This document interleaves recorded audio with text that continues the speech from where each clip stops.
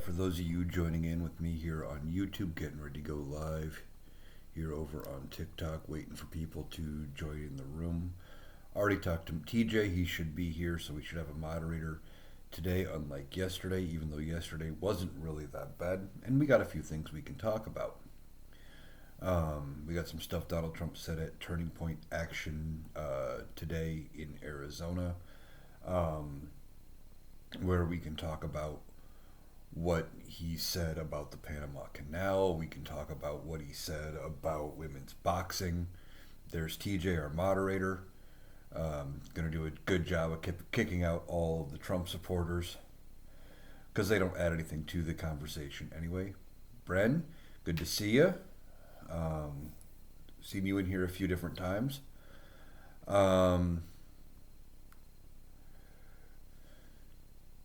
TJ says, I'm seeking the Panama Canal if you're interested. Yeah, Donald Trump pushing for the Panama Canal back. That is interesting. It's ridiculous. I don't know where he came up with this idea about getting the Panama Canal back. And if you saw his post on Truth Social, it is like 20, 25 lines long. It's a long post. And it's proper grammar, proper spellings, no weird capitalizations. So I don't even know if he wrote it, because that didn't sound like something Donald Trump would have said. Where he said he wants to get Panama back. Then he's at Turning Point.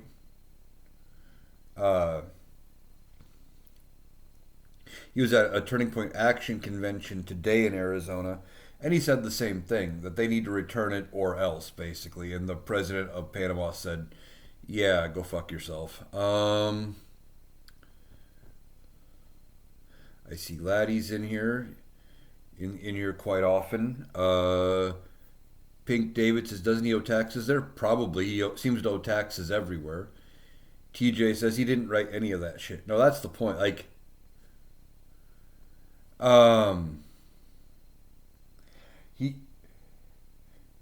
he probably does owe taxes in Panama.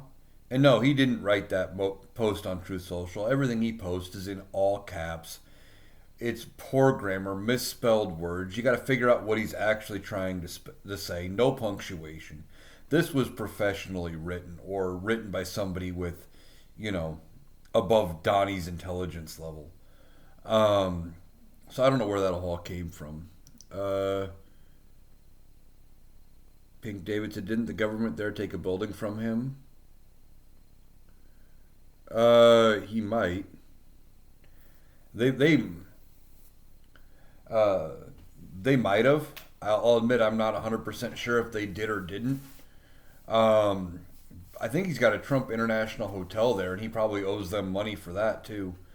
And they could just, go after his hotel there with taxes and things like that. And, he doesn't think past the end of his nose.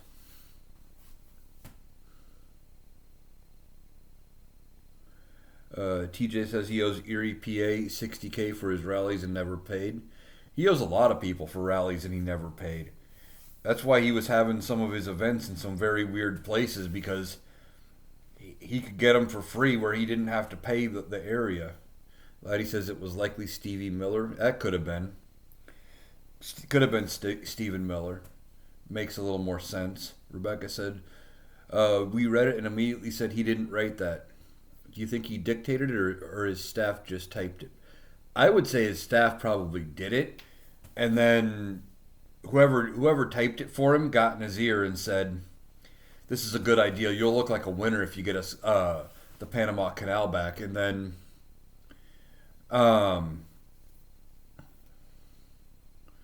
they went that route. You can get him to do anything if you convince him he's going to look like a genius for doing it. Pink David said, don't the companies who ship pay the costs there? Yeah, they have to pay to ship stuff through. And that's part of his complaint, is he says we're being overcharged by the Panama Canal to ship things through the canal. So I don't know where he got that information from, but clearly somebody patted him on the back and told him he'd be a genius for doing it. Tony says in Korea 20 million never paid. Yeah, I've heard that North Korea supposedly says he owes them money too. Um, so if there's any truth to that, I mean, I wouldn't be surprised if he does owe them money. Every year it gets weirder and weirder since he came down that golden escalator. Yeah, ever since he came down, he keeps saying some of the most bizarre stuff because he listens to anybody who tells him he's a genius. He can't he can't think past, 5 seconds from now. He doesn't look ahead. He's not a genius, but people tell him he is, and or he would look like one, and that's all he cares about. TJ says Steve Miller took the money and ran. Yeah. Jimmy Z, he did one on the tarmac in New Mexico. Exactly. Never left the tarmac because it was cheap. It was free. It was easy. I remember he went to do a rally in Montana, and he couldn't fly into where he was doing the rally. He had to stop like 3 hours away by car because he owed the airport money for fuel the last time he was there, and he never paid. Pink David says we have no rights to own it. No, we don't. We gave up that right under Carter. Carter signed a treaty in 77 or 78 that established like a 20-year period where we had joint control. We set them up to succeed. And then in 99, it was fully transferred over to Panama. We don't have any rights to it. Dark Vada says he owes massive debt in Panama. Yeah, he owes massive debt in a lot of places. I'm not surprised that he owes massive debt in Panama. Pink David said he also left people stranded at rallies. Yeah, in the desert, as Rebecca pointed out. By the way, Rebecca, I don't know if you saw the message or not. I did tag you as a moderator so you can start blocking people too if you want to.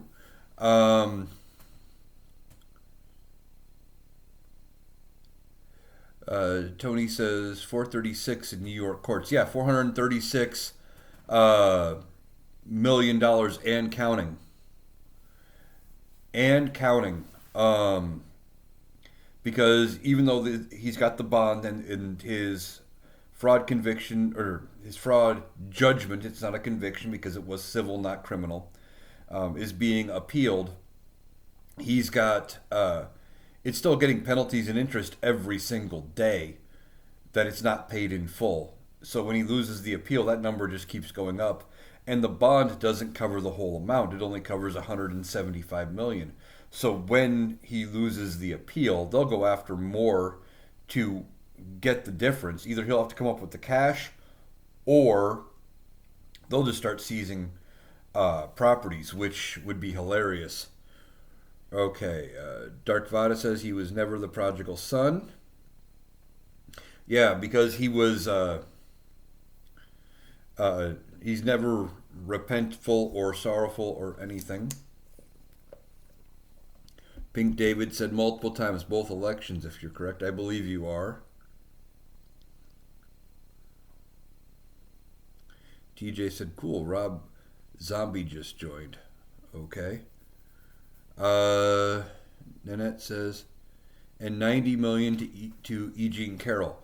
Yeah, he owes her 91 million, something like that. But he's paid that. That is held. All 91 million was put up in cash in a bond. It is being held by the state of New York by the courts in an account. And when he loses that appeal, she gets that money. And I don't know if there's any interest tacked on that he may have to come up with, but he put up the full amount there. Pink David said, have a very good holiday season, everyone. You too, and I hope everybody does. Just doing this just because there's a lot to talk about. If you're not going to catch the whole live, if you do want to catch all of it, I'll just throw this out there and I'll mention it again at the end. I do record all of my lives. They will be up over on my YouTube page, Analytical Iowan on YouTube. This one might still end up up before the end of the night. Depends on how long uh, YouTube takes to upload it. Sometimes it's better than others. Um, TJ says Eric for Iowa House. This is about, we were having a conversation before I went on the live. I've had people in other lives have been telling me I should run for office here, and we were just kind of talking about, you know, getting more involved with the local Democratic Party, things like that. And TJ said I should run as a Republican, and I'm like, I couldn't do that. I could not lower my IQ that low. It would actually physically hurt. Um, Trump whined about the idea of Elon Musk being president. Oh yeah, in his speech to Turning Point USA, he was commenting about that too. He's mad that people are talking about it, which means we have to keep talking about it. The fact that people are saying that it is President Musk, Vice President Trump, or that he ceded power to President Musk, things like that. The more that is brought up, the quicker the wedge between them forms, and the quicker Musk is out of there. Now, despite what some Republicans have suggested, Musk will not be Speaker of the House. Um, you do not have to be elected to the House to be Speaker. Anybody can be Speaker. But I don't see enough Republicans voting for Musk to be Speaker. I just don't see it happen. In 200 and almost 50 years, we have never had a Speaker of the House that was not elected to the House. I just do not see elected Republicans um, from, voting in somebody who's not in the House. They will come up with somebody. Now, there could be some scenarios as to how that plays out. That one being, they could get together. Mike Johnson could get his entire party behind it, and he could whip the votes, and he could win first ballot, no problem. Get all 218. Could happen. Unlikely. Second scenario is somebody else in the Republican Party works and starts whipping votes, um, and ends up getting to 218. Um, but either way, one of those two, somebody else or Mike Johnson could get to 218, or we could go round and round and round and round, and then one of two things could happen. Because the Democrats, all 215 Democrats, are going to vote for Hakeem Jeffries. They're going to do what they did last time, throw their entire caucus behind Hakeem Jeffries. You could eventually have 3 Republicans break ranks and vote for Hakeem Jeffries. Unlikely, could happen. And then Hakeem Jeffries runs the House of Representatives. He controls what gets brought up for votes. And most of the stuff they want to try, sits on his desk collecting dust. That is one possibility. The other possibility is Hakeem Jeffries goes to Mike Johnson after they've tried for numerous votes to get somebody elected as Speaker. And he goes, look, we need a Speaker. So here's the deal. We'll back you as Speaker. We'll put our 215 votes behind Mike Johnson, but here's our demands. And basically, we want you to bring these things up for a vote. We want you to block these things from happening. And if you renege on this deal, the first time there's a vote to vacate the chair, we're voting you out. We'll put all 215 votes. You can only lose if 3 side with us. That would be enough to get you out of the speakership. And I could see Hakeem Jeffries pulling that power play. They kind of did that with Kevin McCarthy before to end up getting. They saved McCarthy once because of a the first time they tried to vacate the chair, and then McCarthy reneged on that whole deal.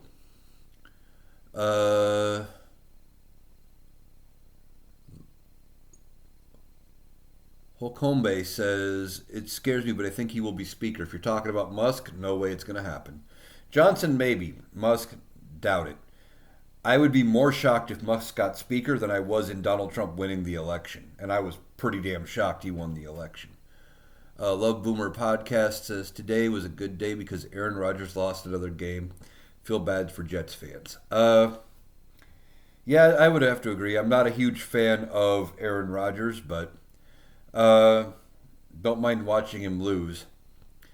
Rebecca says, but Hakeem would be amazing. Oh, he'd be great. He would be great. Would love to see that happen. And it could. I mean, then they could vote in Mike Johnson January 3rd as Speaker of the House. And then when these 3 special elections happen, if the unthinkable were to happen, and somehow all 3 races go Democrat, they would have a 1-seat majority, the Democrats would, and they would have to pick a new speaker, and it would be Hakeem Jeffries, and that would be amazing. At worst, I think Hakeem Jeffries becomes speaker after the midterms. Jason saw one today, said we could get a constitutional amendment if enough people vote. Is there any truth? I don't know what you're talking about as far as what constitutional amendment.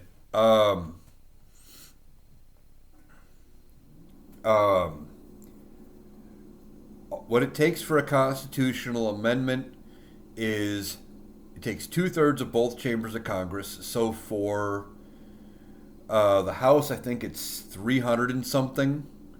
I think it's right around 300. For the Senate, it takes 67 senators. And once they have agreed on a constitutional amendment, it still takes 38 states to approve a constitutional amendment. They are very hard to pass. In fact, I did a TikTok on the raises for Congress earlier today, and I was talking about the 27th Amendment, and because they didn't put a sunset date, like a final time when it could be ratified, the 27th Amendment was initially set for ratification in 1789. It got ratified in 1992. 202 years later. It is a slow process to get amendments ratified. That one just took a lot longer than some. Dirty Red says 66 and 290. Okay. I thought it was 67 and like 300. I was doing quick math in my head. But yeah, it takes a lot of members of Congress to approve an amendment. Like, you can't do it with simple majority, things like that. Like, it is hard to get amendments through. Don says, happy holidays, Eric. Well, happy holidays to you and anybody else watching. I appreciate it. Julie says they were talking about the 14th being used to prevent the inauguration. I've been hearing that. I've been hearing a lot of people saying it's going to be. I just have not heard how. Like, I haven't seen any court cases filed. I haven't heard anything other than it's going to happen by people that are all excited saying it's going to happen. I just don't know how they're going to make it work. Are they going to file a court case? Well, clock's ticking. They got less than 30 days now to get it in front of a judge, heard, and have something ruled on. And then there'll be appeals. It'll probably be going straight to the Supreme Court. Like, the clock is ticking. And one thing that I guess I have yet to understand is, even though they had the ruling in Colorado that said that he was ineligible because of the 14th, and the Supreme Court said, well, a single state can't do that. Why was it never tried? Why didn't nobody take it to a federal court and try it there? And if they did, it was never talked about in the news. But we never heard about a federal court ruling on the 14th Amendment for Donald Trump, except Uh, except when it comes to the Colorado in the primary. Let's see.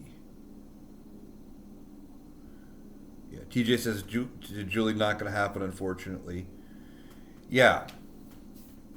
Um,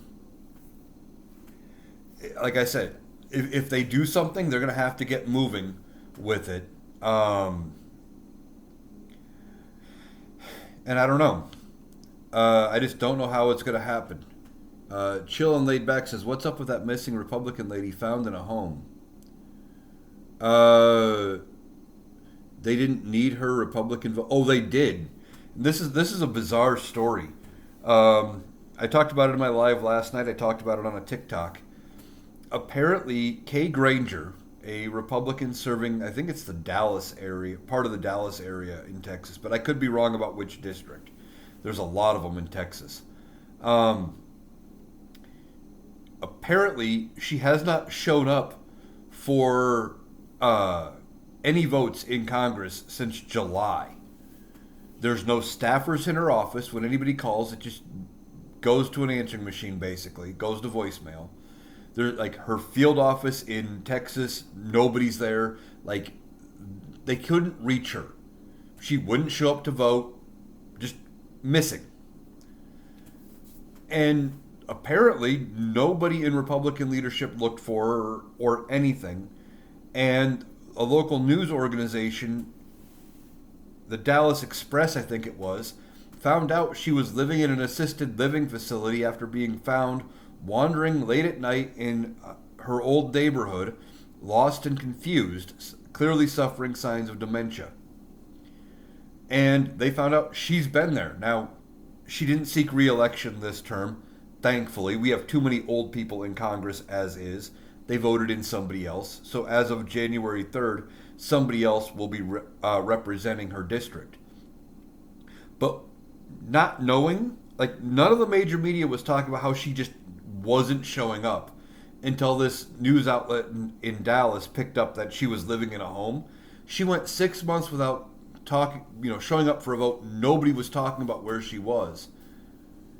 And when we say Republicans can only lose like 4 votes, 5 votes, 3 votes, or whatever that number is, I think starting in January it's going to be 3 votes. That's if everybody shows up. Not being there is the same as, like half a vote no, basically, because it lowers the numbers and it lowers the math. So that's a very crazy story, and it's a part of the problem. We have too many old people in Congress. Juju says, "What is the 25th Amendment? I've heard about them using it to get Dumpty out." Okay, so the 25th Amendment came about. I might be getting the time frame wrong. I think it's after Kennedy. Might have been after Nixon. It clarifies the role of who succeeds who. It talks about the presidential line of succession. So president, vice president, speaker of the House, things like that. But there's wording in there about what happens when a president is incapacitated and how they can transfer power to the vice president. So, for example, I will use Joe Biden right now. If, for whatever reason, Joe Biden had to go under anesthesia tomorrow for some routine procedure, he could send a letter to Congress saying, "Hey, I'm going to be incapacitated for a day. For the next 24 hours, Kamala Harris is in charge." So if a piece of legislation needed a signature, she could sign it. It would have the same weight as if Joe Biden had signed it, for all of that. But there's also language in the 25th Amendment that allows the vice president I think it's the majority of the cabinet, sending a letter to Congress saying, "Hey, there's something wrong with the president. I'm taking control." And if Congress looks at it and goes, "Yeah, okay," then for I think it's 3 days, the vice president's in control, and then the president has so long to respond. And then there's a lot of back and forth as far as there's deadlines and things about, like, and it's pretty quick. It's like 3 days, 5 days, things like that. And then at some point, the Congress has to hold a vote and says, is the president functionally capable of being president anymore? And if they say no, that person is out. The VP takes the oath of office as president and becomes president.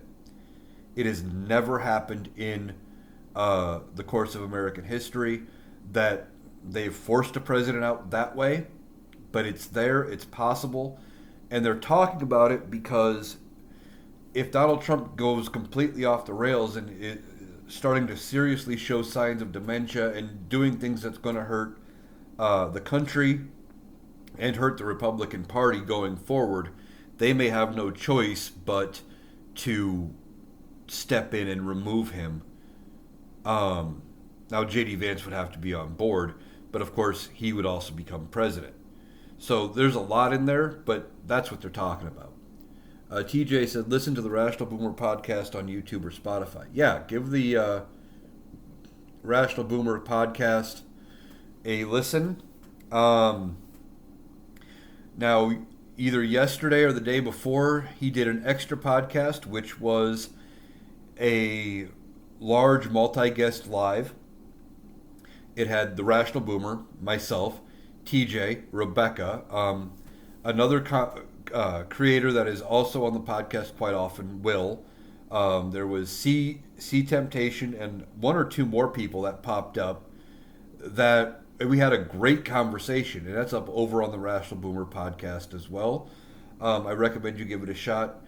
And I don't know what day it's going to be airing. It might be Tuesday, it might be Christmas Day. After I get off this live, I am going to be recording another podcast with the Rational Boomer as another guest.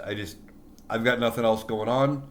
I know the holidays are coming up. I figured he wanted to get ahead of Christmas Eve, Christmas Day, and I'm like, hey, I'll be a guest to make it easier on you. So that's what we're gonna do.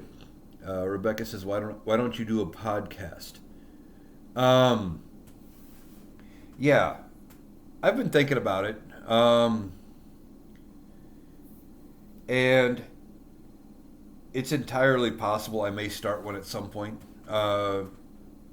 Still got to figure out how to do some of the stuff like what Mike does, taking the audio and figuring out how to put it up on Spotify. And I'm sure I could figure it out. I just haven't taken the time to actually try to figure out how all that works.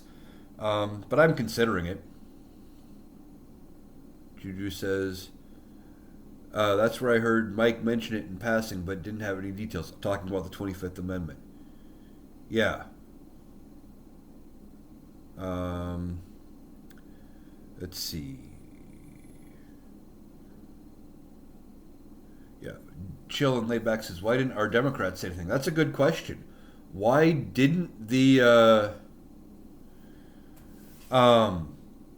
Democrats say anything about there being a missing Republican congressperson? Why didn't any of the Republicans say anything about there being a missing congressperson? As they need every single vote to make sure that they don't lose legislation. You would think one of their number being gone would be very important. Because here's the thing. If at any point, and I don't know what Texas's law is for when they would hold a special election and when not. But if she would have resigned early enough, they could have held a special election for somebody to fill her seat, and they would have had somebody there who would have been voting for her, for that seat. Not for her specifically, because she would be out, somebody else would take their spot. But we've got too many old people in Congress. And that's on both sides of the aisle. I talk about it a lot. You got Nancy Pelosi. You've got Chuck Schumer. Conley, the guy who's now on the Oversight Committee, who's 70 plus battling cancer. And this is not a knock on him, but they went with him instead of AOC. You got Chuck, I'm older than chocolate chip cookies, Grassley. I've mentioned him almost every live I do. But one of our senators here in Iowa is 91 years old. He will be 95 when his seat is up for re-election in 2028, and he has already filed the paperwork for running again. These old people need to go. They need to retire. Why are they still, writing legislation when it's not going to affect them? In the case of this missing Republican legislator, she wasn't even there doing the job anymore. She's in an assisted living facility. That's insane. And nobody was talking about it. That's the part that's just mind-blowing. Then he says it will be 2 votes until March. Yeah. And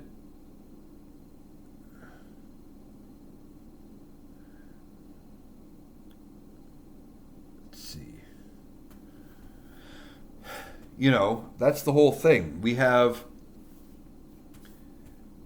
too many old people in Congress, and they're not doing anything. Curley says, what about Joe Biden? What do you mean about Joe Biden? Yeah, you know what, Curly? You're going. They don't remove anyone, or they would have removed Biden.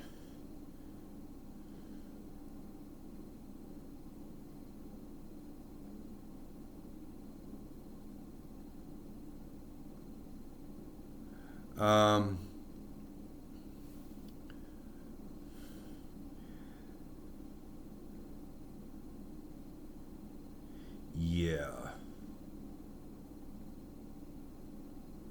TJ says they only care about power. They're scared of special elections. They are. They're very scared of special elections because you don't know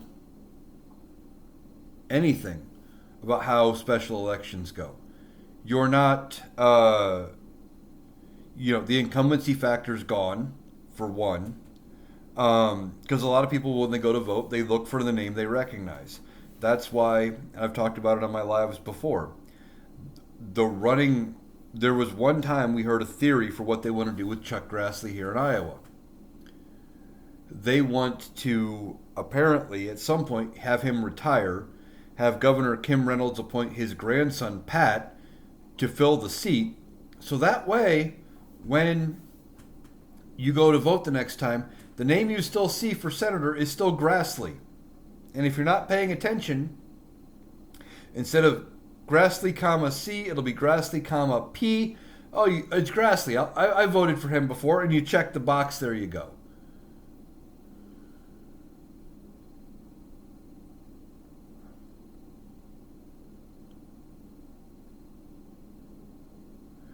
Pink Book Nerd, he needs to go to the home. Who are you talking about needing to go to a home? Sonny says voters are too lazy to research. They are. Leverin says it's up to us to know who is running and not just down ticket vote. You're not wrong. We should know who's running. The problem is a lot of people, they're not as up to date, and they go with the name they recognize. I keep mentioning Grassley. Chuck Grassley has been the senator from Iowa as long as I have been alive, actually longer. I remember being in grade school, having to write letters to a congressman, just a form letter, they gave you a thing, trying to teach you about how the process works. I think I was in like 5th or 6th grade. And they gave us something simple to write, but I had to send it to Grassley. And he's still in office. And a lot of people remember that. Oh, yeah, I recognize that name, and that's all they care about. Wayne says age limit, 65 and you're out. Yeah. Or something close, like, I don't know how they would do it specifically, if it would be, like, you're ineligible to run if you would turn that age. Like, if you turn 65 during that next term, you can't run. I don't know if you would do it that way, or if once you cross that threshold, you just can't run anymore. You could do it either way. Meshe saying old people still working because it's an easy job. Yeah.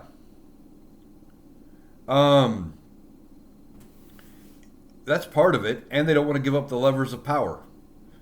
They can still fund, they can still control how legislation works, how the government works, what the country focuses on, in the ways they deem proper. Even though with almost all of our elected officials, except for I think one or two, most of them have never lived through an active shooter drill in school. Most of them have never had to deal with an active shooter in school. I know there's at least the one, but they grew up in a different time, in a different era, and they're still the ones holding on to power. It's time for them to go away. You can't tell me the Democrats can't find anybody else to run in San Francisco than Nancy Pelosi, 84-year-old Nancy Pelosi. You're telling me you couldn't find another Democrat who can win in San Francisco? It's not like we're dealing with Joe Manchin in West Virginia here. You could find somebody younger, but because Nancy Pelosi says she's running, they back off. Just like Nancy Pelosi wanted Connolly in as the head of as the ranking Democrat on the Oversight Committee, not AOC. That's who the Democrats voted for. She's got her thumb on the scale, and they're keeping the younger voices out. Pink Book Nerd says, to Rebecca, it was good to hear your perspective too. Yeah. It was great hearing from Rebecca in the live.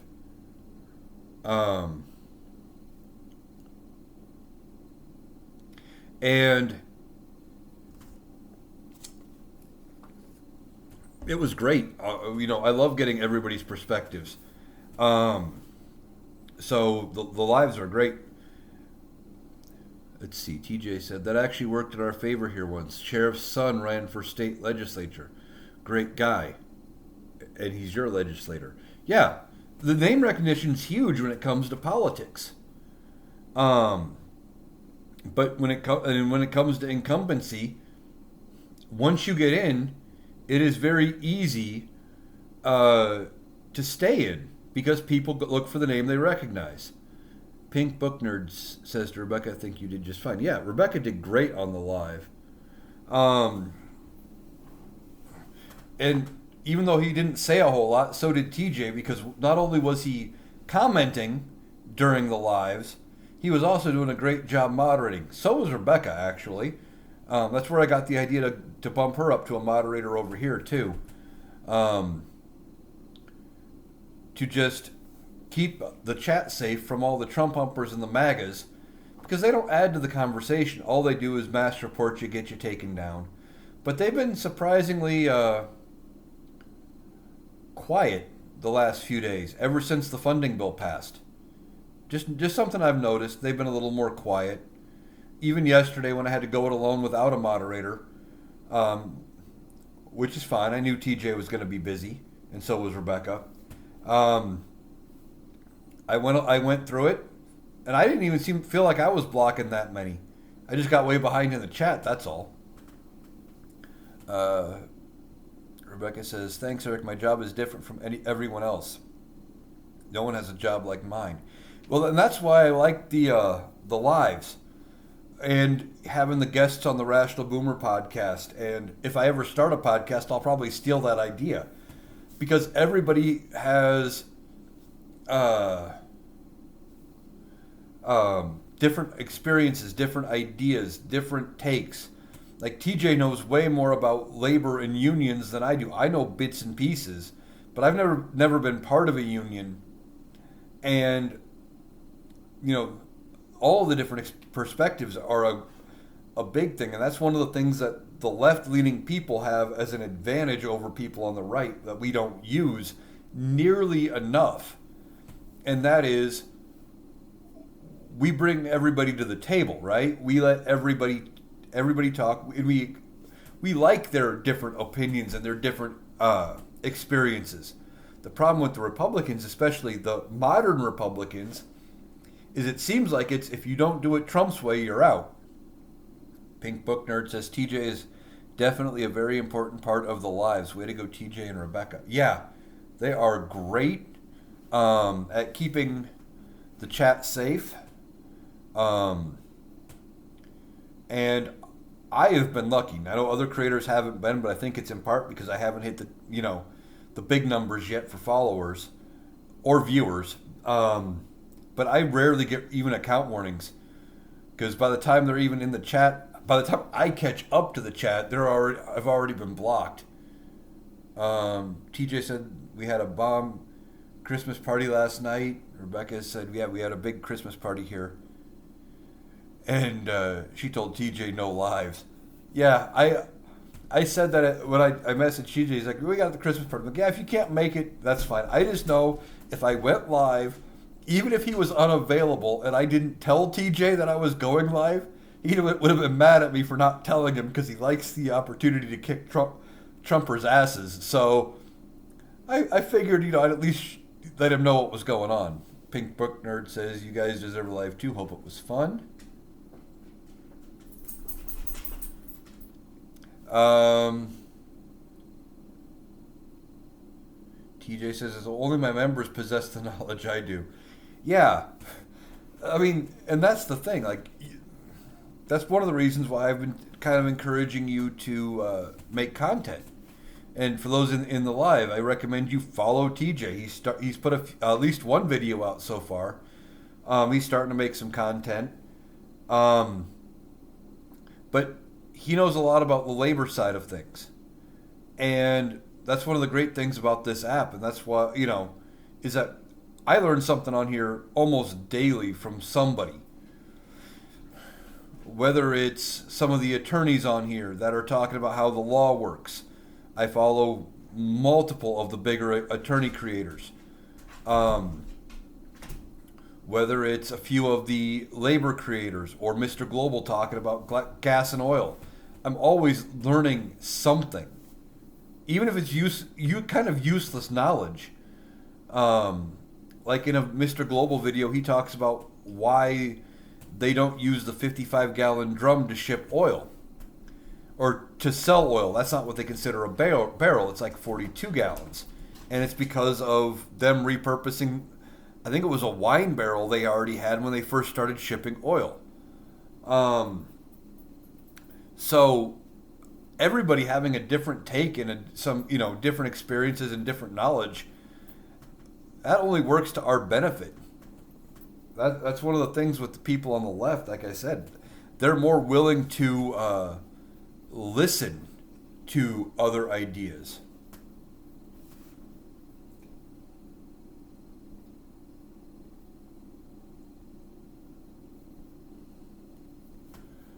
Oh goodness!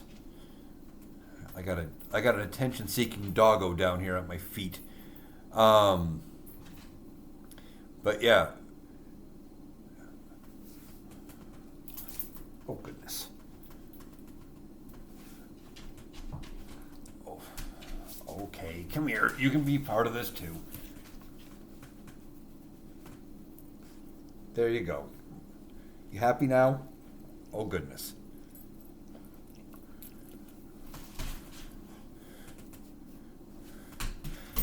So yeah. Yeah. We got a lot going on though. You got Donald Trump talking about Panama. I think I mentioned that earlier. We got Republic. This was a big loss for Donald Trump getting the funding deal done. And Donald Trump did not get his wish in this funding deal. I talked about it in a TikTok video I did earlier today.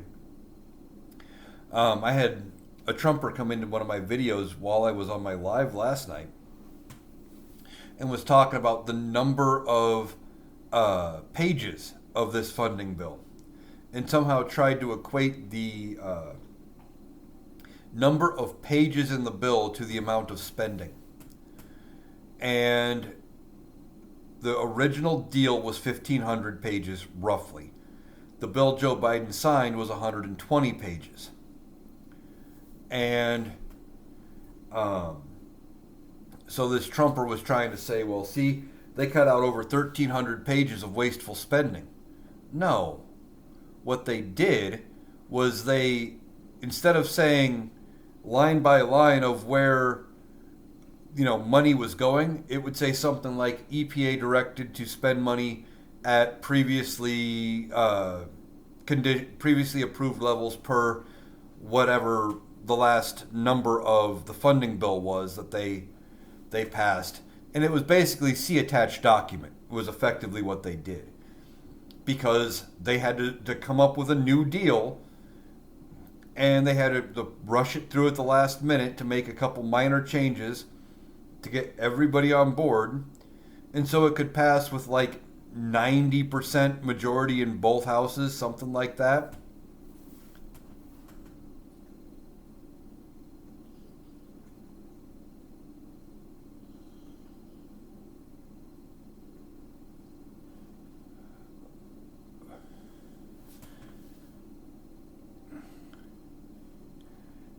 Nikki says, I saw something horrible today. What'd you see? But yeah, this guy was trying to say that by reducing the number of pages of the bill, that somehow made everything better. Like, they don't think be very far into anything. Nikki says, Turning Point had a 4-day conference over the weekend. Yeah, I was talking about that a little bit ago. Donald Trump said at Turning Point, that is where. So he started with a very lengthy Truth Social post that I am convinced he did not write himself. It was too well written, proper punctuation, proper capitalization, complete sentences and thoughts. But he was saying that he wanted to take back the Panama Canal. He either wants Panama to lower the fees we have to pay to travel through the canal, or he wanted to basically said Panama should return it to us. Now, there's no reason for them to return it to us. It is theirs by treaty. We gave it back to them. The only reason we even had it for as long as we did is because we were one of the few countries that was willing to put the money in to fund to finish the canal. And basically, we wanted to get our money's worth. I think that was a big chunk of it.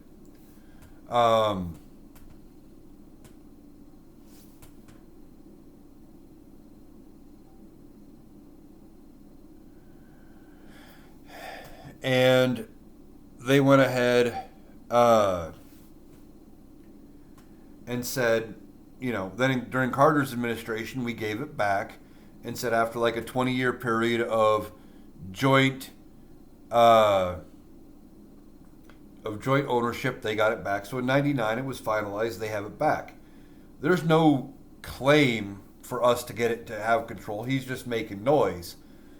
And the only way he'd be able to take it back would probably be militarily, which would mean we'd be going into a war that he would start after claiming to be the no wars president, and it would take money,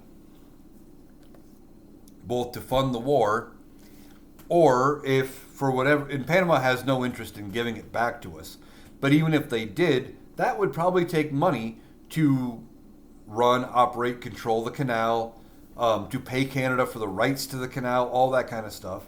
And they want to talk about government efficiency and controlling spending. None of it makes any sense. Nikki says one of the speakers talked about how U.S. will not be whole until they make it right about Chauvin. Yeah, just more racist bullshit coming out of them. I'm not surprised. Connor says, how did Trump win? Combination of things. I've got multiple theories. I don't think any one thing by itself is the only reason he won. I think it's a combination of a lot of things. I think some people could not vote for Kamala Harris because they were mad at how the Democrats treated Joe Biden by forcing him to step aside. I think some people didn't vote for Kamala because they didn't like the way Kamala became the nominee by Joe Biden endorsing her, and the Democrats didn't, do a rush snap primary to pick somebody. They didn't like that. There were people who didn't vote for her because of the wars in Ukraine and Gaza, and saying Joe Biden didn't do a good enough job there.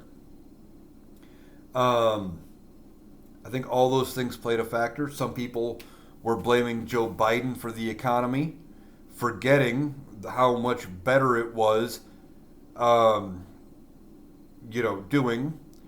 The message was a little off on the economy. They were focused too much on big picture economics, things like the unemployment numbers, stock market, things like that, when people were focused on kitchen table issues like the price of groceries. Um,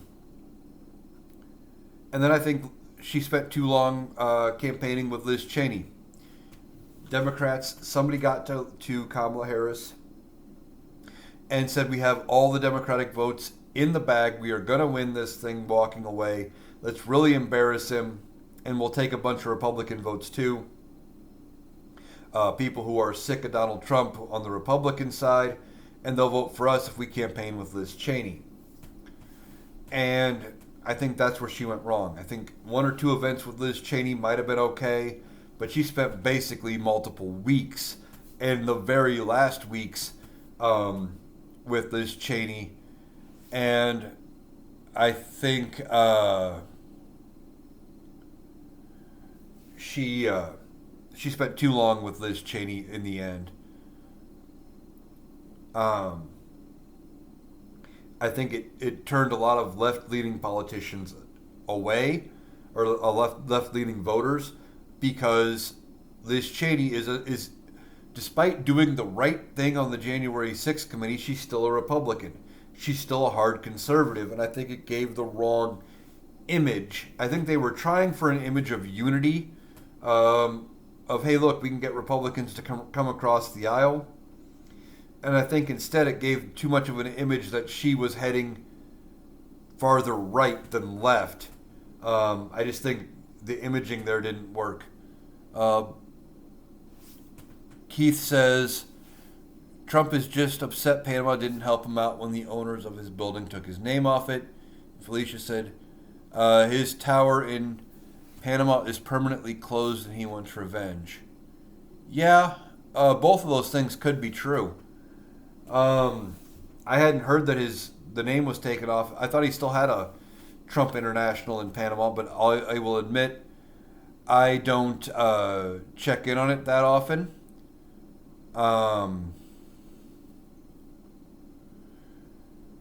And I know that, if they took his name off of it, I guarantee you he's mad about that.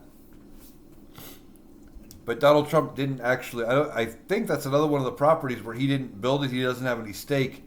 It was just a licensing thing where they were paying him. Let's see. Bearded Keith says they took his name and kicked his company out of his hotel management. Yeah, and that's. I guarantee you he's mad about it, but I don't think he had any stake in it as far as he didn't build the hotel or anything like that. It was all licensing and agreements that way but he doesn't like being embarrassed like that. Gang Grant says, why should we care or involve ourselves? In what? What are you talking about?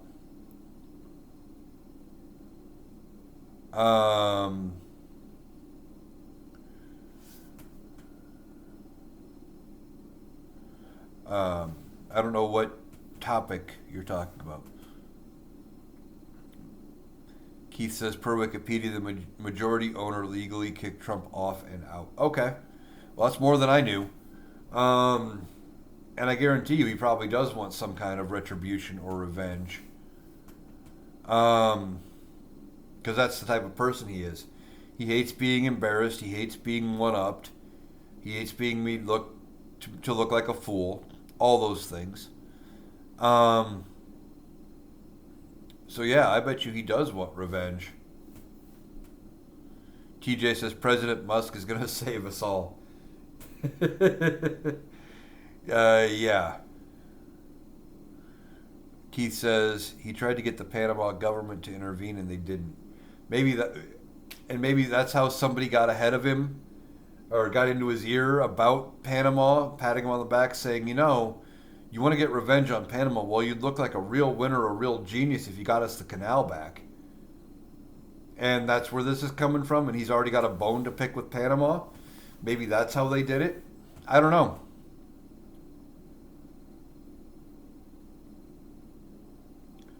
I just don't think he came up with this idea on his own on over this weekend out of the blue. Somebody put the bug in his ear. Whether somebody reminded him about his hotel losing its name in Panama or something. Somebody put him on that track because he doesn't think that hard. He doesn't come up with this shit. He's very reactionary in how he does things. It's evident in the way he talks, in the way he tweets, or puts out on Truth Social, whatever they're called, their version of Twitter. He reacts. He doesn't think. Because like when somebody will bring up E. Jean Carroll or something, then he'll come out and he'll defame her again. Or something like that. That's how he operates.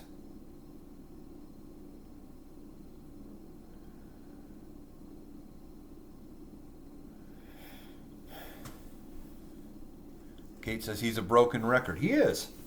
He is. He says the same stuff over and over again. Occasionally he throws out something new, but it's still dumb. This whole idea of taking back Panama or the Panama Canal, like we haven't controlled the Panama Canal solely controlled the Panama Canal in 50 years. We had a joint control thing from 77 or 78 to 92. 99, I mean. But yeah, we haven't solely controlled the Panama Canal since the 70s. Why now does he want to go back on that deal? Like, he wants to undo something from Carter? Is this because of Carter voting for Kamala Harris? Is this to go after Bill Clinton because the transfer happened under Clinton? Or is it about his hotel? This makes no sense unless somebody behind him has some reason why they think us getting the canal back would be good, but it's making us look dumb on the world stage.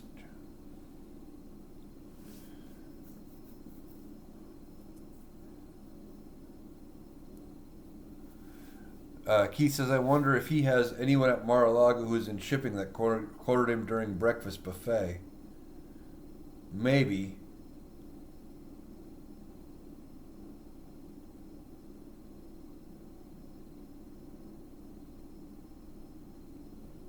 I just got rid of Shrimp Head.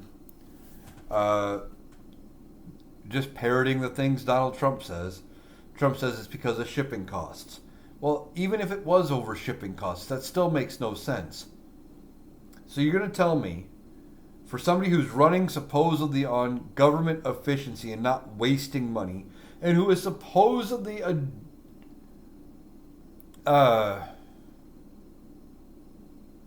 a business genius that Donald Trump is, supposedly, I don't buy that for a minute, but you're telling me he thinks it's going to cost us less money to, let's say Panama does agree to give us complete control back, to staff, control, protect, do all the things of the Panama Canal Zone, that's going to somehow be cheaper than the increased cost in shipping? None of that doesn't make any sense. Nikki says, China ownership close to canal and uses as much as us. He thinks China is closing in on the canal. That could be. But even that doesn't make any sense. Unless he thinks by having control of the canal, he can somehow charge China exorbitant prices to come through it, and that'll do something. Like, none of that makes any logic. Like, him thinking that it's going to save us money doesn't make any sense. So, effectively, Mickey says, think it's just the latest fight. He's a narcissistic sociopath. Oh yeah, he's a malignant narcissist without a doubt. Um, and he's also easily manipulated and easily. Uh, he's got ADHD or something because he gets easily fixated on things.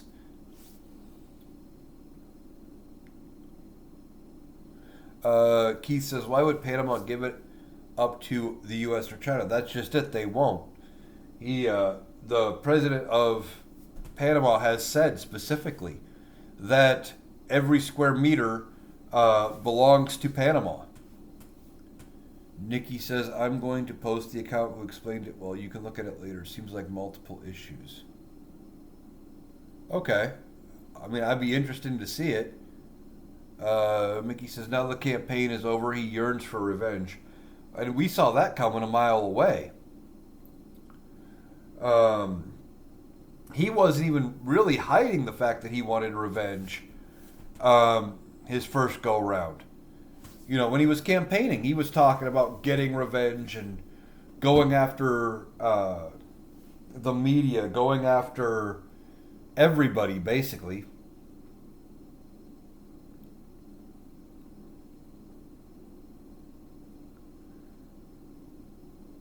Jay's World 411. He has a Chiron saying T's problem with Panama. Okay, I'll try to remember to check it out later on.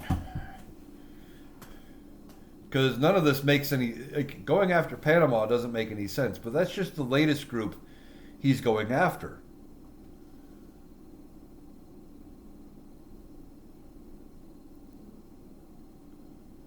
Um, he wants to go after the European Union, force them to buy more oil. Even though under the Biden administration, the European Union is buying double what they bought under the Trump administration. Because he claims there's a trade deficit. Well, there is if you only look at half the equation. If you look at just goods, then yes, there's a trade deficit. If you look at services, no, there's not a trade deficit. It's very small. But Donald Trump, doesn't care about that half of it. He just wants to look at the equation and say, well, see, it's off balance. So you need to buy more from us, or we're going to put tariffs on you. Well, that's his new thing. That's his new favorite buzzword is tariffs. He likes to use tariffs against everybody in every country because he thinks they're a magical thing that the country itself pays, that it doesn't get tacked onto the cost of anything here. Because that's how he's described it. He keeps saying that China or Canada or the European Union or whoever will pay the tariff. And that's not how they work. Economists have said that's not how that works. Alfred's already gone, but he said BS. Trump did not get to be a billionaire by being stupid. Why you guys lost? All you do is lie. No, we don't lie. You're just too stupid to understand what's actually going on. And I realize TJ already kicked him. But they're too stupid to realize any of what's going on. He was convicted 34 times in New York for business fraud. He was convicted 34 times for business fraud. In Manhattan, they found him liable for a decade plus worth of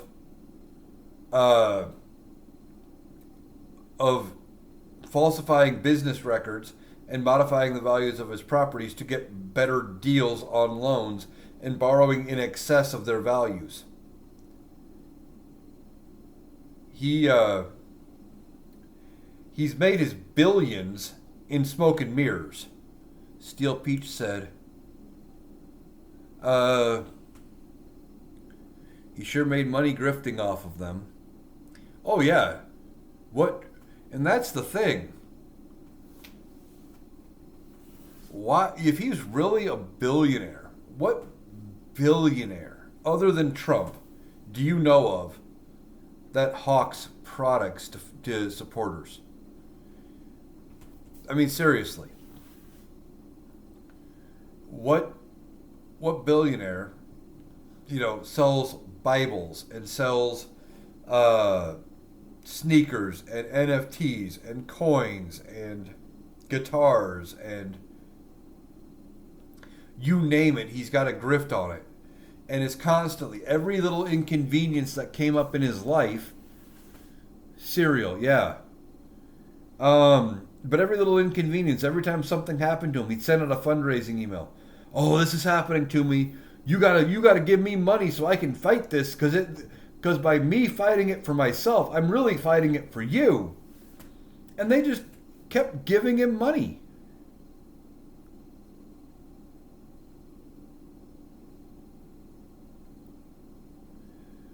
Not Baby Yoda says, can you name any of the 17 billionaires that funded Kamala campaign? 14 of them were Biden funders.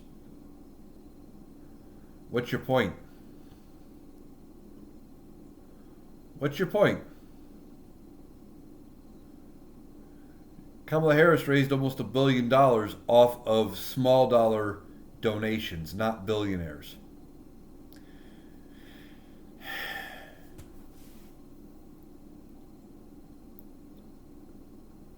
Steel Peach said, with the amount of money he inherited from his dad, he should be richer than Musk if he was so savvy. Yeah, that's the thing.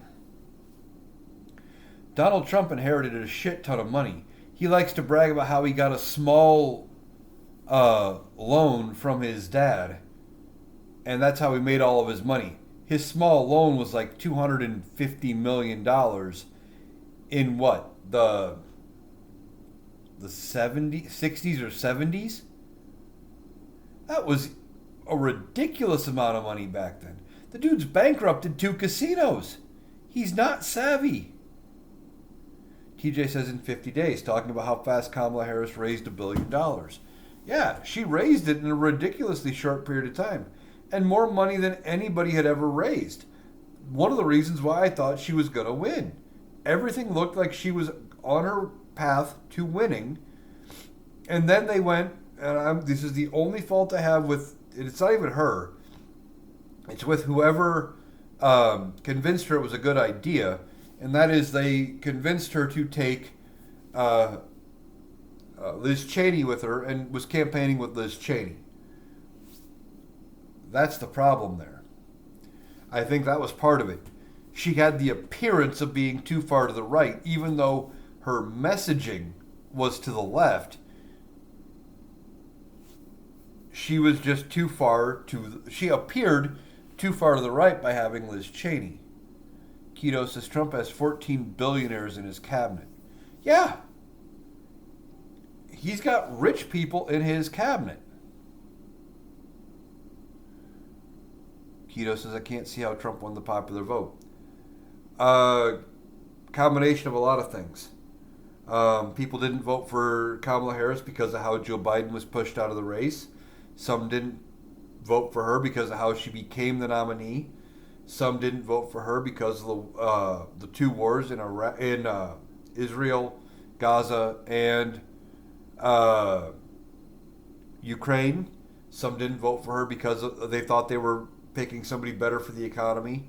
They blamed her for the issues that they thought were wrong with the economy, and in part because 2020 was easier to vote. Mail-in voting. They were mailing you everything you needed to vote. You didn't have to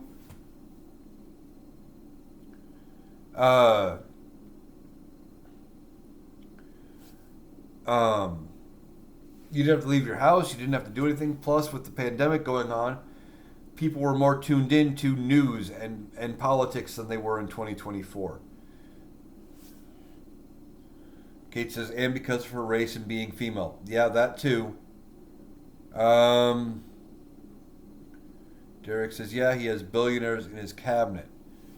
Oh, yeah, Trump, yeah, he's putting a lot of billionaires in his cabinet, but I don't think a lot of them are going to make it through Senate confirmation. I don't think Tulsi Gabbard, RFK Jr., Hegseth, Linda McMahon, I don't think some of them make it through.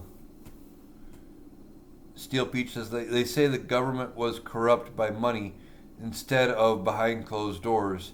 They now have just taken over. Yeah. Um, and that's the thing. The Republican Party, specifically Donald Trump, was able to convince a large section of this country that the only way to protect them from the rich people taking over was to put the rich people in power. It it doesn't make a lick of sense, but they were able to do it.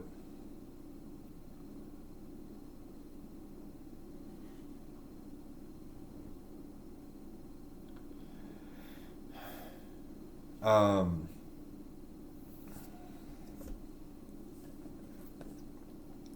yeah, I don't think Donald Trump's going to get a bunch of his cabinet picks through.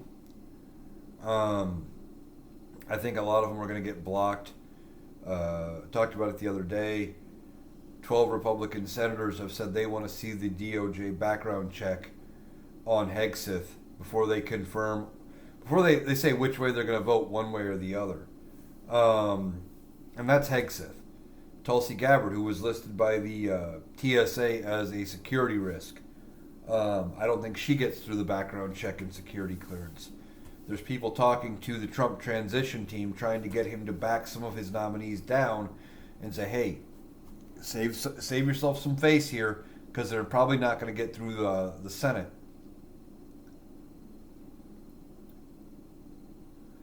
Steel Peach says it's sickening how his followers clap and cheer for horrible acts. They have no idea of the danger. No, they don't. And I think in at least some of it, they weren't listening to the words that he was saying. They were caught up in the fact that he was loud and he was energetic and he was saying at least some of the things they agreed with. That he was going to fix the corrupt political system that they were that they were disenchanted with.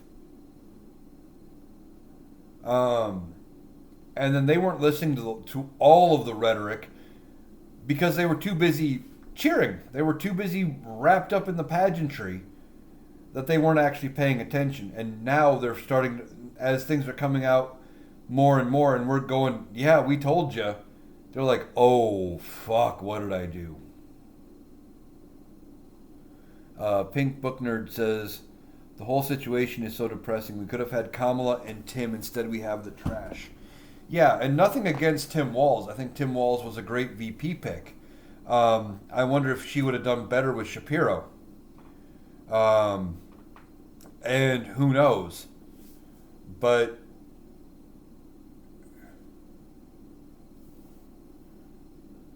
uh,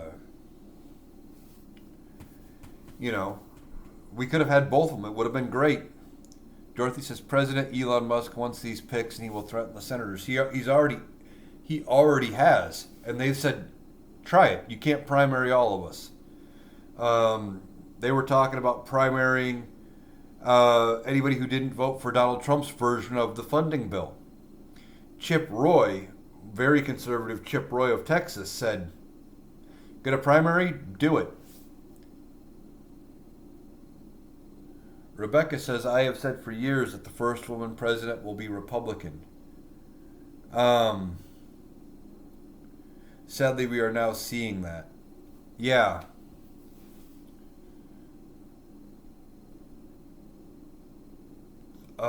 That's the thing. Um, they are. I think. I don't know if it'll be a Republican as the first woman, but I think Gerald Ford will probably end up being correct, unfortunately. He said that the only way a woman would probably become president is if she was vice president and had to become president that way. And that might be how we get the first woman president. Sad but true. Steel Peach says, I remember the anxiety of him starting a war with his tweets last time in office. Yeah. A lot of people were worried about that. And it's going to be worse this time because just like last time, he's not going to have anybody guarding his social media. And he does a lot of 3 a.m. tweeting when he's awake. And he gets these random thoughts. And then he blasts it out in all caps over Truth Social or X or whatever he's using that day. And it's going to be a shit show. We just have to hope that he doesn't cause too much damage on the way through. TJ said, please continue to refer to Trump as President Musk for the next 4 years. Yeah, that's going to get to him. That is going to get to him. Referring to him as Trump, or referring to Trump as Vice President Trump behind President Musk. If we say it enough, and it's starting to pick up steam, and he starts getting wind of it, if anything, that'll break down their connection quick, fast, and in a hurry, and it'll help speed up the separation of Musk and Trump. Kate says, is Congress shut down for the holidays the next 2 weeks? I don't know if they're there tomorrow, Monday. Maybe. And then they're probably going to adjourn for Christmas if they haven't already. Well, not actually adjourn. They're going to do their pro forma 3-day bullshit where they do a session every 3 days just to make sure that they're never in recess. That kind of thing. And then I don't think they come back until after the new Congress gets sworn, or till the new Congress gets sworn in on January 3rd. They might be back January 2nd. I don't know if they have to do any final stuff out the door or if they just wait until the new Congress comes in. Rebecca says Republicans will vote for a Republican woman or not. Entirely possible. You might be right there. TJ says listen to the Rational Boomer podcast on YouTube or Spotify. Yeah. That's a good point, TJ. There's been a lot of good stuff over on the Rational Boomer here lately. A lot of great guests. I'm actually going to be recording with the Rational Boomer here in a little while. I think I'm going to be probably Tuesday or Wednesday's guest again. I do it quite a bit.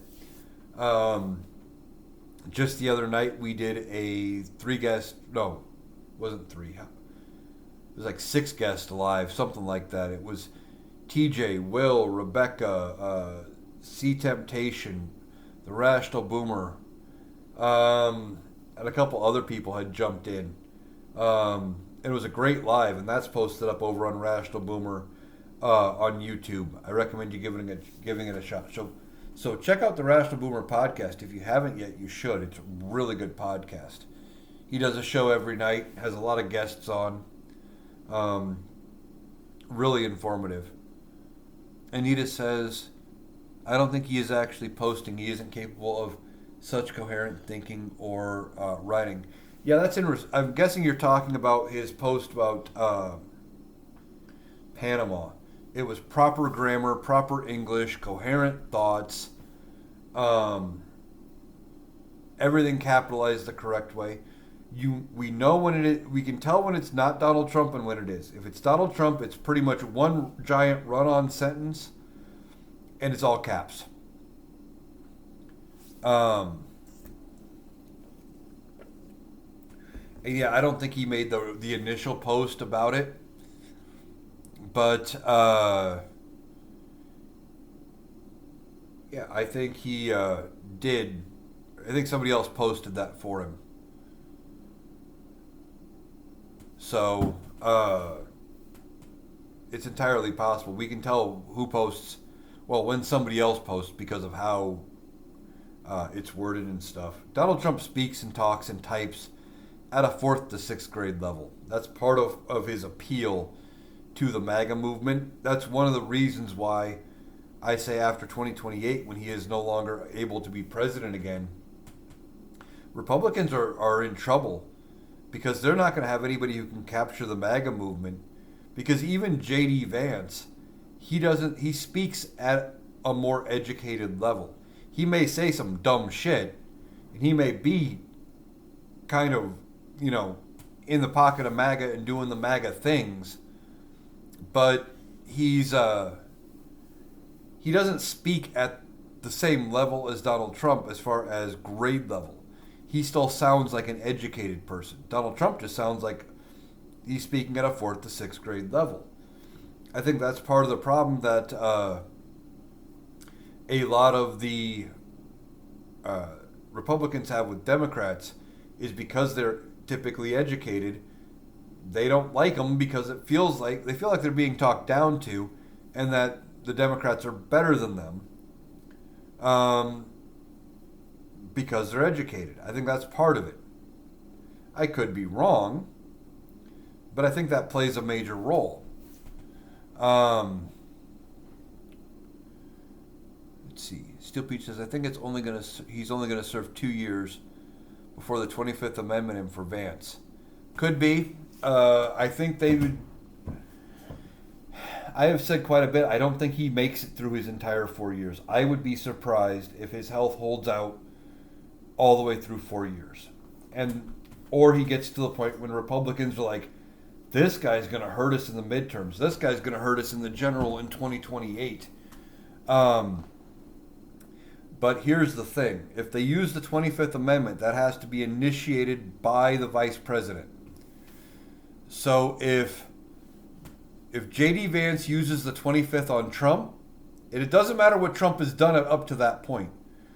If J.D. Vance uses the 25th on Trump, he has lost the MAGA movement. They will hate him worse than they hate Mike Pence. Now, if the Republicans would impeach and remove Trump over the objections of J.D. Vance, he could maybe save face with the MAGA movement. But even then, I don't think he's got the personality to capture MAGA, but they won't outright loathe him. And like the best thing for J.D. Vance to become president would be if something were to happen to Donald Trump and Trump died, and then J.D. Vance had to become president that way. MAGA wouldn't hate J.D. Vance because of it. TJ says J.P. Mandel wants to be president so bad. Yeah, he does. TJ, did you see Diablo pop in? Go ahead and get him. Check that out for me, but I'm pretty sure he needs to go. Yeah. The J.D. Vance, it's all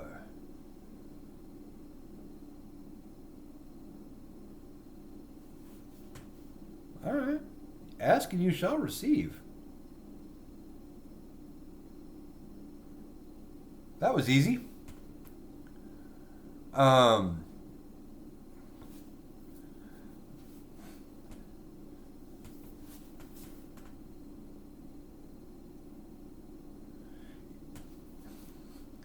Yeah, I think two-ish years is probably the over-under.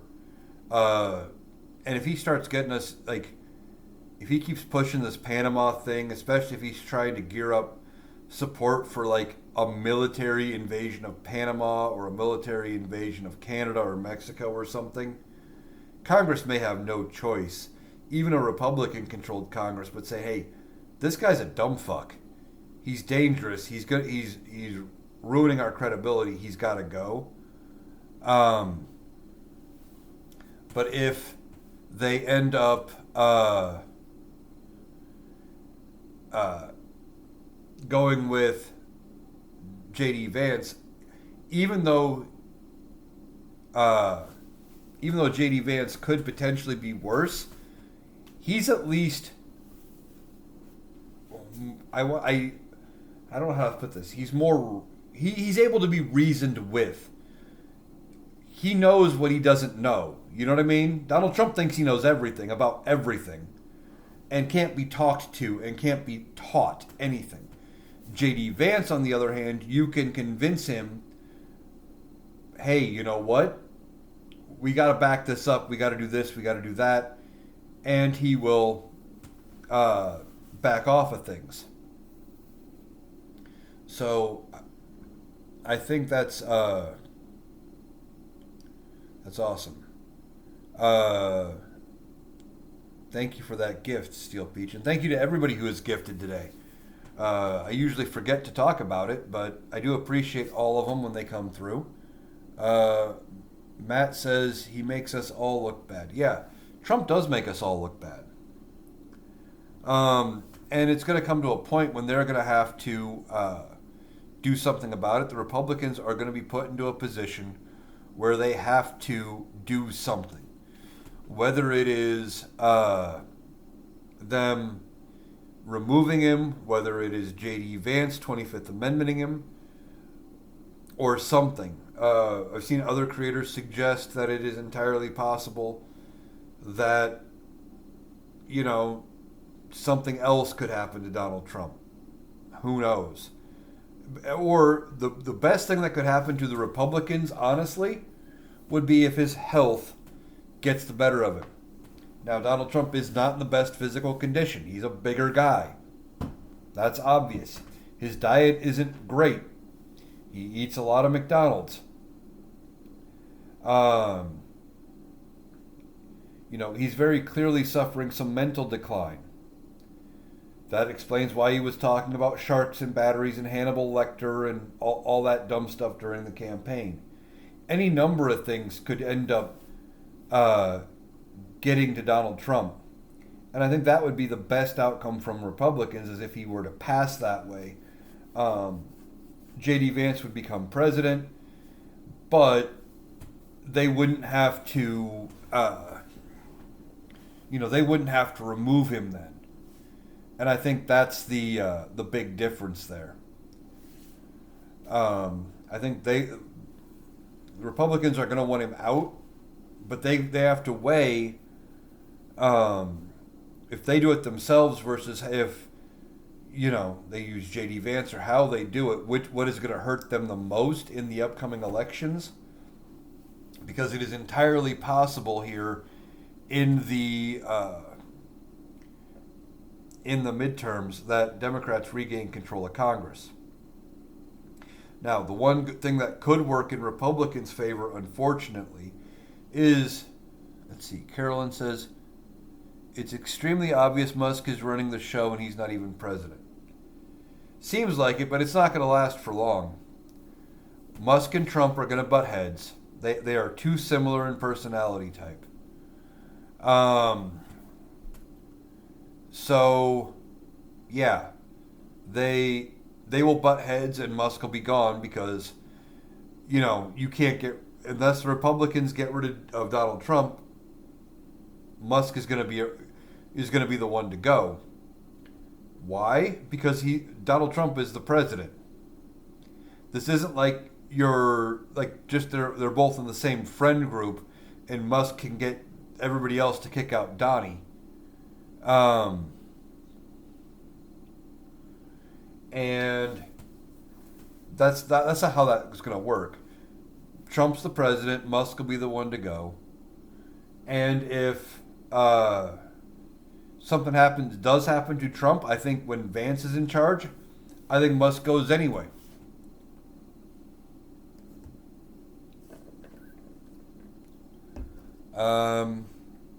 Steel Peach says, it's the example to young people for me. This is going to be our actual history. What a blight. Yeah. There's a couple saving graces, though. We have checks and balances. Congress is at one of the narrowest margins they've ever had for at least 100 years. And they can't agree with themselves, so they're not going to pass a bunch of shit through Congress.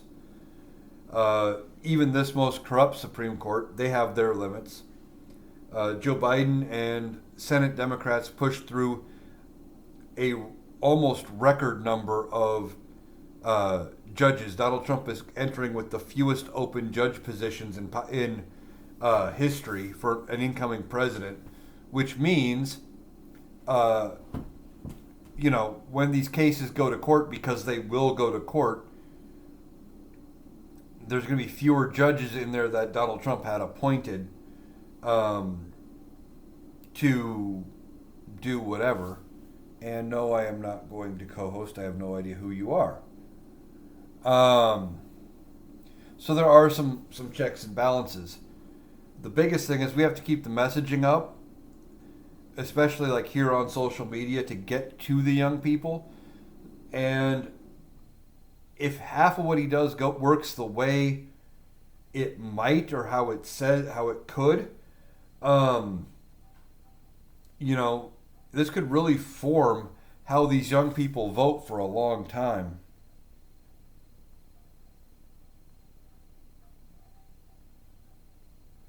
TJ says, "Hooray for President Musk!" And Gloria says Musk is taking over. Trump is in the back. Yeah, the um, keeping that narrative going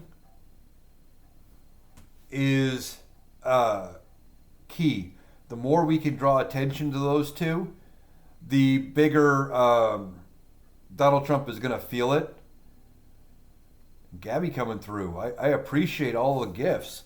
But the more we can uh, bring attention to them being, uh, you know, Musk upstaging Trump, the more we can drive that wedge between them, and then ultimately Trump's going to get rid of Musk because he's getting upstaged. Steel Peach says with Patel as J. Edgar Hoover 2.0, it's going to get ugly. Yeah. Um, Except I don't think Patel gets through the Senate. I really don't. I think the senators, he's going to be another one of the ones that the senators end up um, voting down. I think Patel, I think um, RFK Jr., Tulsi Gabbard, Pete Hegseth, Linda McMahon. I think those all for sure get voted down. Um, I just don't. I don't think there's any chance of Kash Patel uh, being president, or not president, head of the FBI. He's completely ridiculous, and I think the senators know that. TJ says tie them together for the entire 4 years. Well, tie them together for as long as they are a unit, um, up until the point that Musk and Trump part ways. And it'll be interesting to see what happens when they do part ways, because I haven't seen anything about like any actual evidence that they did anything involving the election.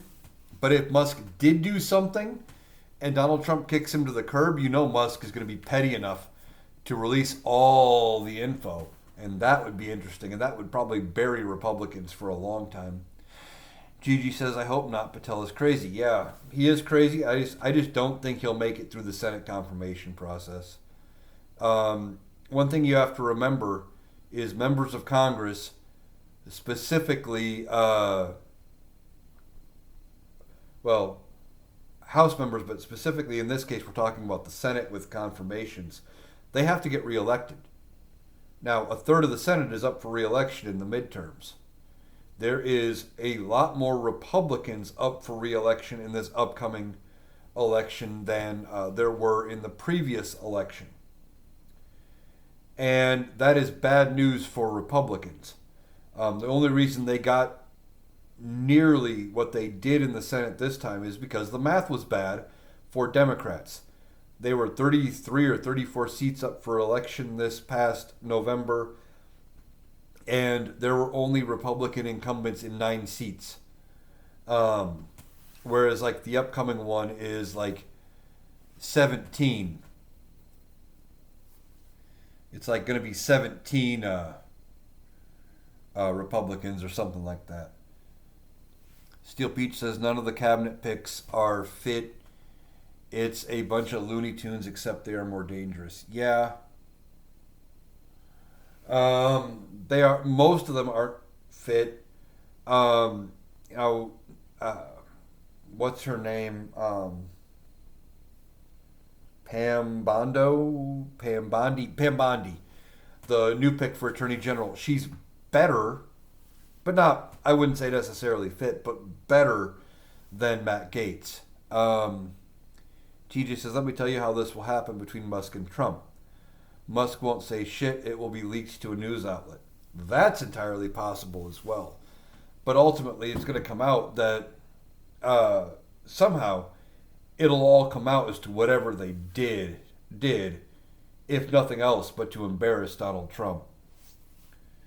Steel Peach says she's corrupt too, talking about Pam Bondi. I'd believe it. I just said she's better than Matt Gaetz, which, I mean, the bar is on the floor at that point. And there's a big difference between this presidency for Donald Trump than his last term. Donald Trump cannot run in 2028, regardless of what he says or thinks, regardless of what people like Steve Bannon and any of those people say. He can't run. He is ineligible. His first term, he was eligible for a second term, and he was kind of an unknown quantity. So they were more willing to work with him a little bit because they knew he could get reelected and by extension help them get reelected. Now he becomes a liability. The minute he takes the oath of office, he's a lame duck.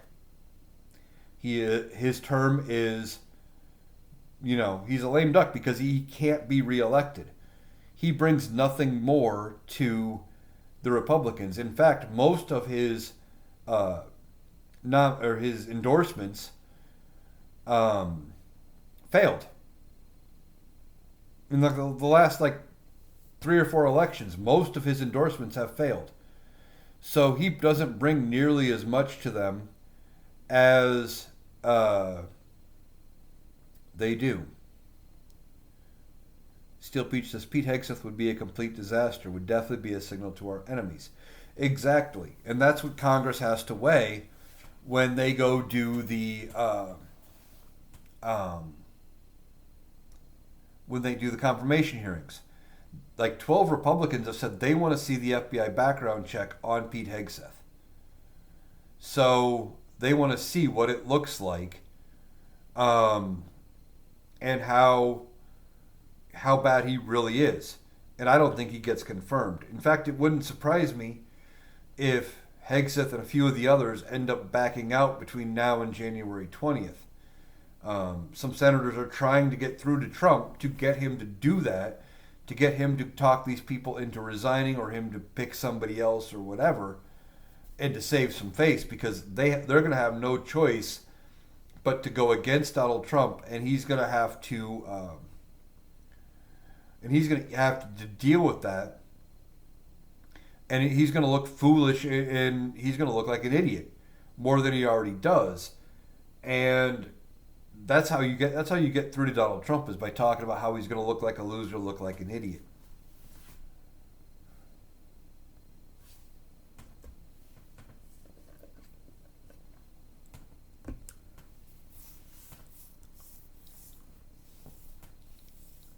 Did you see Biden's interview with Ben Maizayas? No, I have not. I have not seen that interview. I'll have to look into it. Will Republicans still send Ukraine aid? I saw something about that by another creator today, that Donald Trump is now saying he's going to continue sending aid money to Ukraine. And that might be in response to Putin trying to embarrass Trump and stuff with the Melania pics and things like that.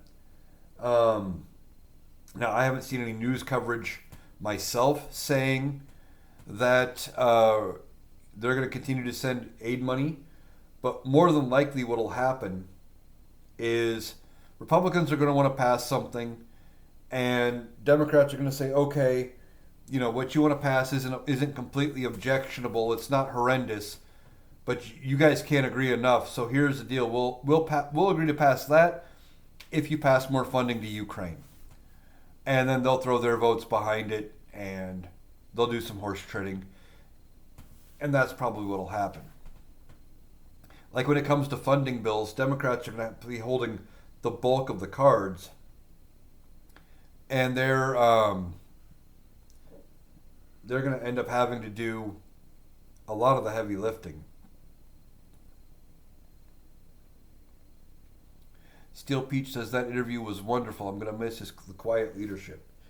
Yeah, I'm gonna miss Biden. I think he was a great president. Um, a couple things I wish he would have done different, but that is not his mentality. He should have fired uh, Merrick Garland. The minute we found out the investigation into Donald Trump hadn't even started yet, 2 years in, Merrick Garland should have been shown the door. Just saying. That did not do us any favors. We lost 2 years. Donald Trump could be in prison by now if Merrick Garland would have started the investigation immediately and not waited. The other thing I wish he would have done, I've talked about this on several lives and I think even on the podcast when I was over on the Rational Boomer, um, is I wish Joe Biden would have done fireside chats, kind of like FDR, done like a weekly podcast type uh, news bite where he talks about how the economy is improving, what they've accomplished. Well, the Infrastructure Act is doing, this project has started because of the act. That project started. Even if they were half hour, it would have, um, it would have been great. And if he would have crowed more about his accomplishments, better about crowing about it, you know what I mean? Instead of letting him stand on its own merit, it might have changed how people perceived him. And I think in history, he's going to go down as, I think, maybe top 15. Steel Peach said he served this country for 50 years. I hate the disrespect they showed him after all his service. Yeah, and I'm still pissed at some Democrats for how they treated Joe Biden. They pushed him aside. He had a bad debate, and they publicly shamed him. And I said at the time when they were doing this, I go, you better hope you are right and that the Democrat wins. And I need to go back and look at who all it was, because in between calling out all the bullshit of the Trump administration, I'm going to be calling them out too, because they're part of the reason why we are dealing with the Trump administration, is them pushing Joe aside, the way they publicly dragged him. Now, could he have beaten Donald Trump? I think so. I think Joe Biden would have beat Donald Trump. Hands down. It might have been close, but I think he would have won. Because some of the issues wouldn't have been there. Maybe I'm wrong, but like Joe Biden wouldn't have spent the last 2 to 3 weeks of the campaign running around with Liz Cheney. He would have said, thank you for the endorsement, and moved on. He wouldn't have let somebody else say, hey, you know what, let's go after the disenfranchised Republican vote by having Liz Cheney with us. He wouldn't have done it. I don't think Joe Biden would have. He would have said, if they want to come along, they can come along for the ride. And he would have just kept doing what he was doing. Frida says, Trump looks for trouble. The Panama situation, for example. Yeah. And he's got solutions for problems that don't exist. So, yeah, Joe Biden could have won. I think Kamala Harris would have been the better choice. And now we're stuck with Donald Trump for the next up to 4 years. I don't think he makes it all the way through. I want to thank you all for joining me. I'm going to go ahead and wrap up. Keela says, I wish Joe could have left earlier so a robust Democratic primaries could have taken place.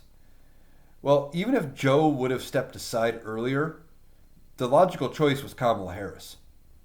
If she would have ran, the primaries would have gone the same way this time for Democrats. If she would have ran, there wouldn't have really been a Democratic primary. But they could have said, she would have had much longer to get her name out there, etc. So, yeah, I think he should have stepped aside earlier so that people would have seen her in the primaries, and even though they wouldn't have had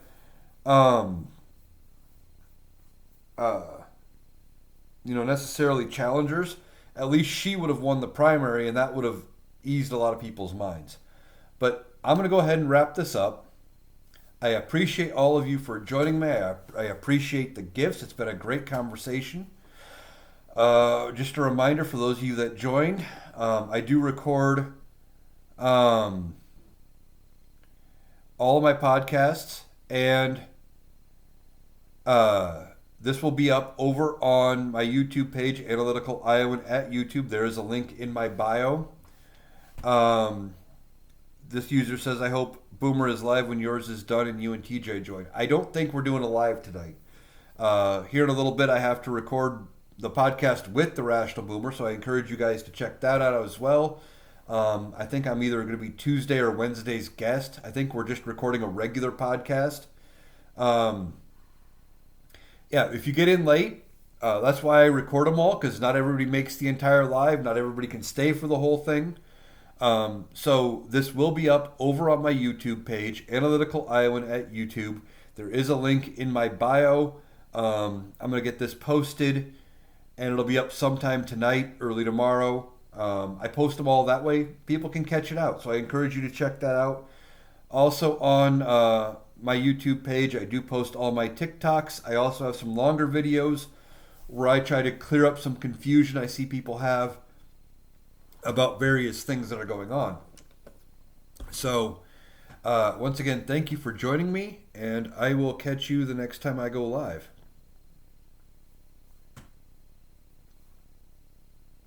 All right. Oh, excuse me.